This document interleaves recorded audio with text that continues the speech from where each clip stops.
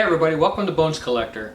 This is a video series where Lori and I are taking the time to play through our library 2 or 3 games at a time and then making a video. We want to do that so that we can show you the games all set up so you can get an idea about what is in the box, and then I can tell you how to play the game in a little more detail. We hope you enjoy this series, and I'm always telling you that we play our library, and that's what I wanted to show you and why I wanted to make this video series. So I hope you enjoy it.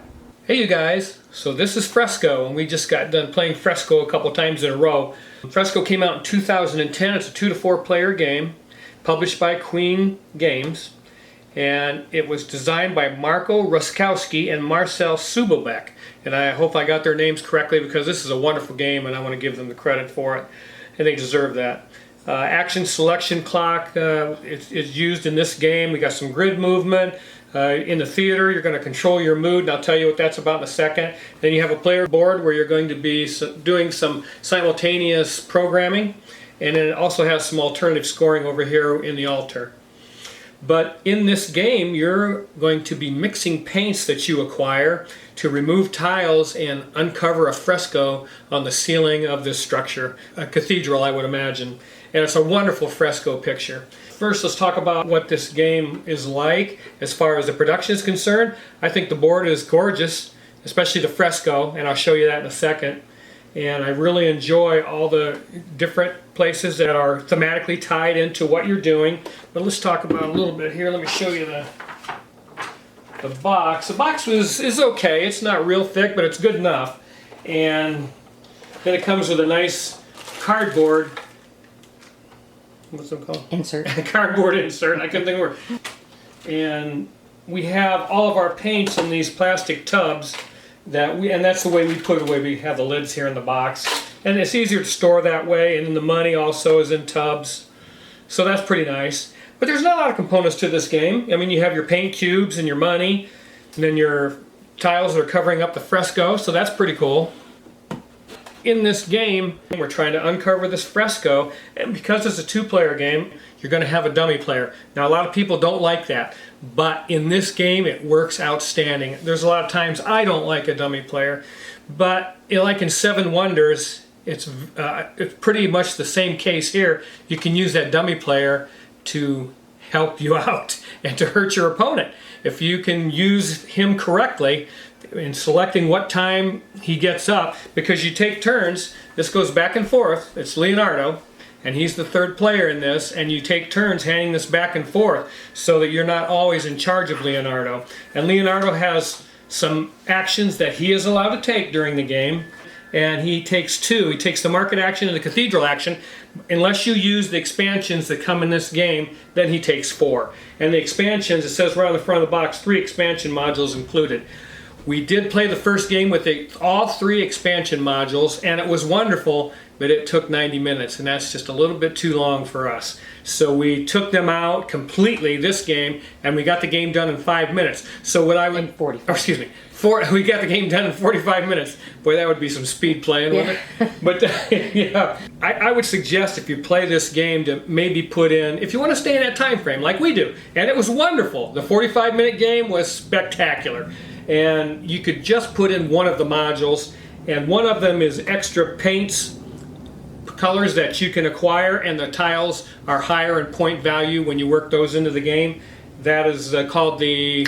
Oh, just extra paints or custom color paints. And then you also have the bishop's favor, no, not bishop favor, bishop request. Bishop's request tiles that you can acquire. And then in the studio over here, you have a deck of cards, and you're going to have different portraits that you can pick up, and it gives you extra benefits during the game if you happen to program that on your board. But yeah, so those are the 3 modules, and they're wonderful. But I would not use them all 3 unless you want to spend 90 minutes at a 2-player game. And some people do, and that's fine. We enjoyed that version of the game, but about the 45 to 50 minute mark, I said, this is too long for what we like. Okay, I'm just talking about Laura and I. For what we like, that was just a little bit too long. So we, again, played this one the second time with no modules, and did it in 45 minutes. So if you add one, you're probably looking at 50 minutes because it's going to be like a 5-minute add-on to the game. And And that's just about perfect for us. We want to be under an hour. You set the game up, you want to play it, and in this game you're going to think pretty hard because that's just the way this game is. And I think on Board Game Geek it rated it a 2.64 or something like that. And you're going to think pretty hard in that 2.64. So, and that's what we want to do, but we want to do it in an hour or less. So yeah, we really enjoy this game. We've had this game for a long time, and I'm glad we do. I'm never going to get rid of it as far as I can tell, because again, it just fits into our play style. Now at the beginning of the game, you're going to take these master painters here, and everybody's going to select a time that they want to get up, and that's over here in the hostel, because that's where you're staying overnight, in that nice hostel. You know, they probably bed and breakfast or whatever. And then throughout the game, whoever is behind on the scoring track will be the first to select. So that's kind of cool. That's a nice catch-up mechanism. Whoever is behind on the scoring track is going to be selecting first over here on the hostel time track. And anyways, whoever's in charge of Leonardo, again, that's where this comes into play. That's where this is wonderful, is if I'm placing Leonardo, I'm going to put it on a spot where I'm going to help myself and hurt my opponent. And that's what you have to think about when you're using Leonardo. Now here in the theater, wherever you happen to select to get up, it also has the theater icon at the top of this track, and wherever you select your time, it has how many movements you're going to make in the theater. And this is really basically your mood. If you get up at 8 o'clock, it says +1, you'll move your master painter here up 1 space. And once you get up here to the top of the column, you can pick up this extra worker, which will give you an extra programming action on this board. And that's pretty cool. It's something you want to do. If your opponent's doing it, an extra turn or an extra action is huge. So keeping that master painter up there at the top is something you want to think about the whole time. But that's what you do in the theater here. And then at the top you have the paints, the paint market. Everything is done in turn order. So whoever gets up earliest is going to pick first from the paint market. In the hostel it has a column with the market icon, and it gives you the cost of how much you have to pay for each tile in the paint market, so that you can, you have to figure out how many people you want to put on your programming board times whatever that is in the column. So if you're buying 2 tiles from the market and you're getting up at 7 o'clock, you're going to pay $4 for those 2 tiles. Then you'll simply take them off the board and take those paint colors and put them behind your player screen. So let's talk a little bit about your player board and these player screens. You have 2 player screens because you want to keep some of this information hidden. You don't want the other person knowing how many paints you have, because that's huge in this game. These colors, you look at them, and that's going to determine how you plan out your player board as to how many of these tiles you can complete. And the first action on this board is the paint market. So you take your little meeples here, and you're going to place them on how many market tiles. If you want to buy 2 market tiles, you have to place 2 meeples in the market column. If you want to complete 2 of these cathedral tiles, you have to put 2 of your meeples in this column, and so forth. And then the portrait studio is where you go to get money, and this column here is where you want to go to mix paints. For every meeple you have in that paint mixing column, you get to do 2 mixes. So if you want to do 4 mixes, you're going to have to spend 2 meeples. And at the, that's the other side. And then in this last column, it has a +2 for the theater. If you happen to find yourself, because you're not always going to be able to stay at the top in the theater. So because the other person controls Leonardo, you may be at the top, and the way the things shake out because of where you are in the scoring track, you may have to get up early at 6 o'clock or 5 o'clock, and you lose 2 or 3 spaces, and it tells you on the board, and you're going to have to move your master painter down. So if you want to get back up there, this column is for raising your value or bettering your mood in the theater. And so once you program this board, then you have this screen, player screen, that you hide that while you program, and then everybody reveals, and you start the round. And you start out with 1 of each paint color, yellow, red, and blue, and $12. And the screen that you have the other screen you have hides those paint colors and your money. Because again, you don't want the other player to know those things. And then on this screen, it also tells you how to mix the paints. So when you go to that, you program that on your player board. This is how you mix the paints. A yellow and a red makes an orange, a blue and a yellow makes a green, a blue and a red makes a purple. And then you can see those on the tiles here. You'll need those to complete those tiles. Then also on your player screen for your programming board, it tells you, oh, excuse me, upside down. It tells you, oh yeah, it tells you the order in which everything is performed. Phase 1, everybody's going to choose a time to get up, you're going to adjust the theater, then you're going to program your board and start by going to the paint market. And that would be... That's income. Oh yeah, at the end of the round you get an income.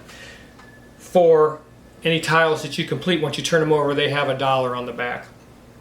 Now in the center of the grid movement part of this game, Leonardo is in there also, and he will take the tile. He has to move up or down, left or right, in order to take one of those tiles. And then if he can't do that and take a tile, then he simply takes the lowest value tile on the grid. This is the bishop, and the bishop gives you a bonus. If you happen to pay $1 and move this bishop to a tile you're going to complete, you get a bonus of 3 points. If you want to just move this bishop next to a tile you're going to complete, you get a bonus of 2 points. And those are huge. Being able to do that, complete tiles, and being able to move the bishop over to near that tile or on it to get those extra bonus points is huge. It really is a big deal. And then you can see these little tiny cardboard squares on top of each of these tiles. These are called bishop favors. And this was a little queenie, and we cannot remember where we picked that up. I have no idea. And I imagine you'd be able to find that. It doesn't come in the game, but each one of these has a little icon on the back, a little bonus you get when you complete that tile. And I think even the rules said you only get it when the bishop. Yeah, the rules say you only get it when the bishop is on that tile that you complete, but Lori and I play it that you get that no matter what. So if you're going to complete that tile, you pick up that bishop's favor, you get that bonus. And there's like cubes and money and different things that give you a little bit of an assist. Especially, we like doing it that way because we don't use the other modules. We'll definitely never play this game with more than one of the modules turned on, just because it gets a little bit too long. So the end game triggers when you get down to 6 or fewer of these tiles, and then you flip your board over and you have the opportunity on this board. The theater disappears because that doesn't matter in the last round, and you have an opportunity to go to the cathedral twice, which means you get to go to the cathedral after you mix paints, and that's really huge. If you could do that the whole game, that'd be pretty awesome, but you can't. You have to, again, you have to plan and think about this. There's a lot to think about in planning and programming this little board, and that's why we like this game so much. It's just a wonderful, wonderful game that we've enjoyed for many years, and we just don't play it enough.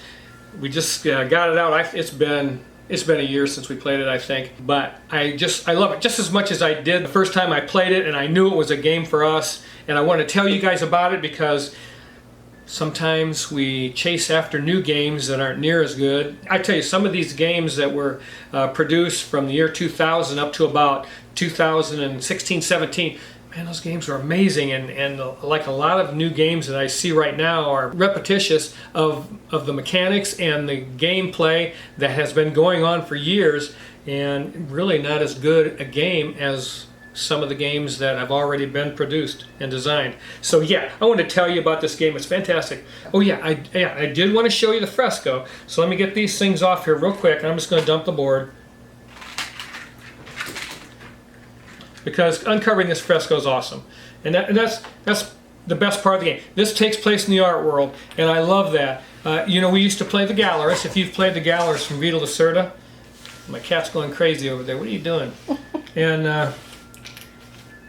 And we chose to keep this one, partly and mostly because it plays in less than an hour. And we really, really love that. But hey, there's the Fresco that you uncover. Let's see if I can get these guys open. See you guys! Oh no, Mr. Bill! There we go. All right.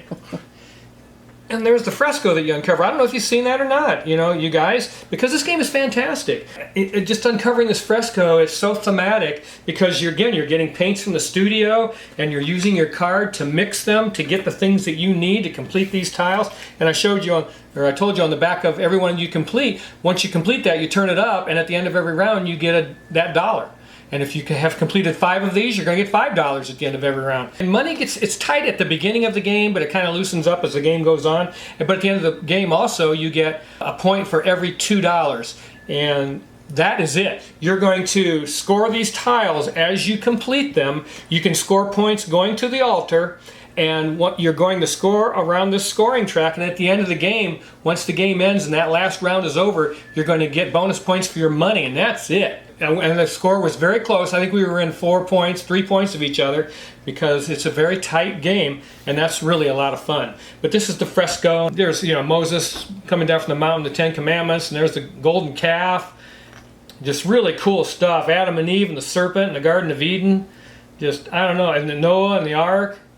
Jonah and the whale. I mean, it's just a really, really cool picture. And again, we chose this over the Gallerist just because it's more in our wheelhouse. It's a easy, you know, let's face it, it's an easier game to play. Lacerda's games are pretty deep and long. We played them all. We've played all his games, and they're all good. Most of them.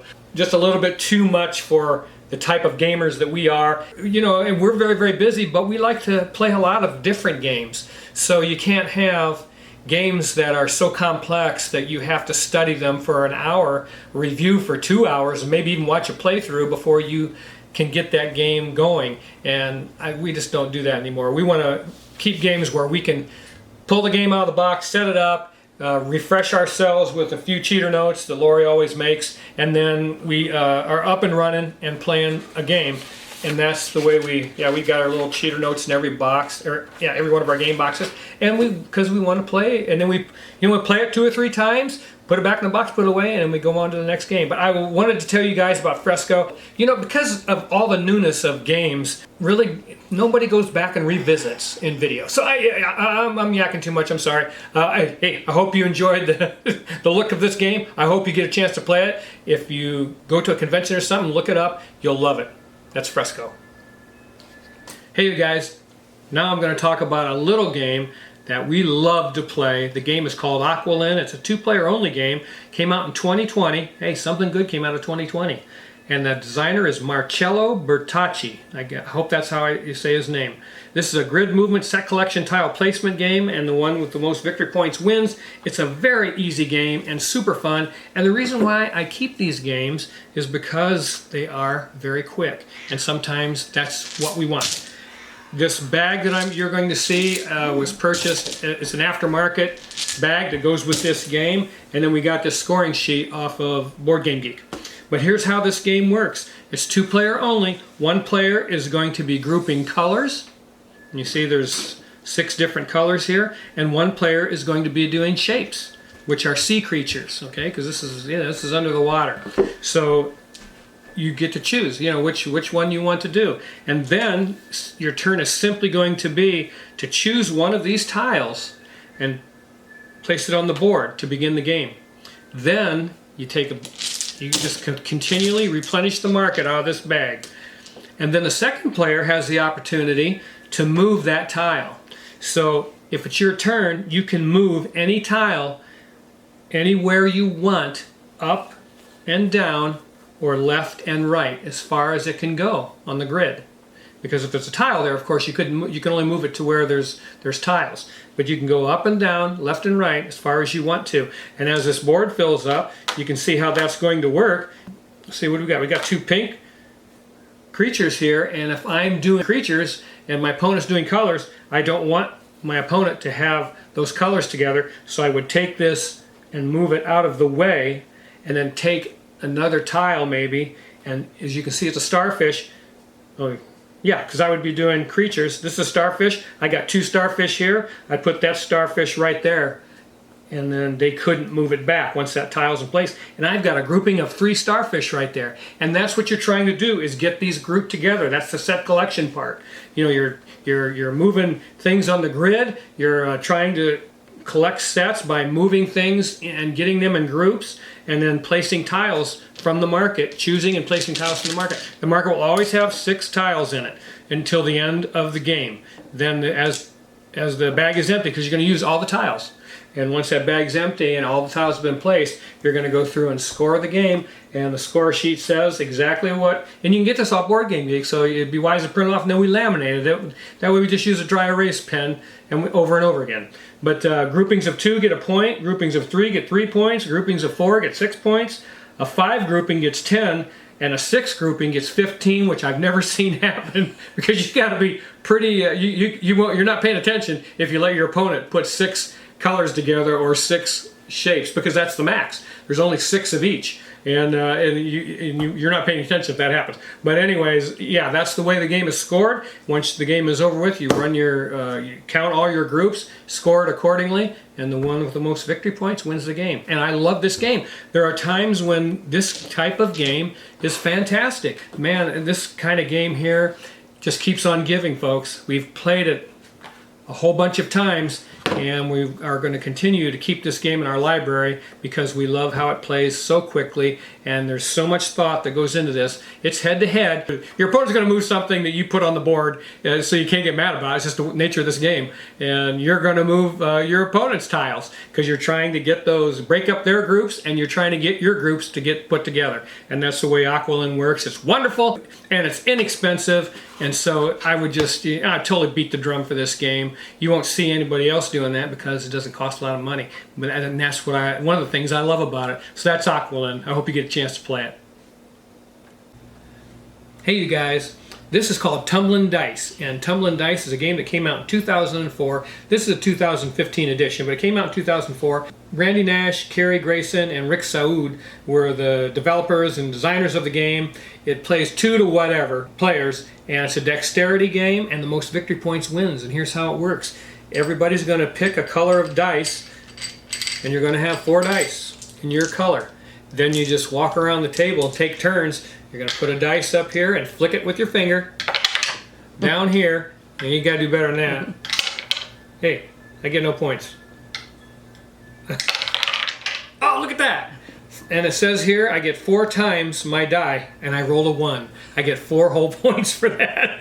The idea is to get a 6, and that way you get 24 points. But that's the way this game works, and everybody just takes a turn. Now, this game, I loved it ever since we've played it, because we just recently had my sister and her family down here in Florida from Ohio, and a lot of times, a lot of people don't play board games. But we do get some board games in when she's here. But this type of game here, we have a lot of fun with because we can get everybody into it, and you can have as many players as you have colored dice. So we have blue, green, red, yellow, and we have white, and whatever, and we have some rainbow colors. So we could have 6, 8, 10 players doing this. You just keep walking around the table and flicking your dice, and then once everybody has shot their 4 dice, you go down the table here and add up your scores. Well, it's every stage has a multiplier, and you add up the scores, and you can do like 3 rounds and add them together, and the winner after 3 rounds is the winner of the game. So it's a lot of fun. It's a wonderful dexterity game. You can knock other people off with your dice shots and everything. So we just have a good time doing it. I want to tell you about it. We've had it for a long time, and I really, really enjoy it. Again, in certain applications, certain situations where you have people that don't play board games, they might like something like this. It's a good beer drinking game or whatever. You have your friends over, and it's just a lot of fun. I mean, anybody can play this game. My grandkids and I have played. I have 4 grandkids, and I love playing this game with them, and they love it. And again, it's just a laugher. So I want to tell you about it, and that's really all you can say. It's easy, it's fast, and folks, it's fun. That's Tumblin Dice. Okay, everybody, that was the games for today that we played this week, and I hope you enjoyed them, and I hope that you got a little more something out of them than doing just those top 10s or top 100 lists, because again, I'm able to show you more in that regard. Please like and subscribe. When you take the time to like our videos and then make a comment, that's our payday. We don't get paid for any of this until you guys tell us what you think of our video, and thank you so much for that. Have a great day, and I'll see you the next time on The Bones Collector. And remember to keep on board gaming because it is the best doggone hobby on the planet. Bye-bye.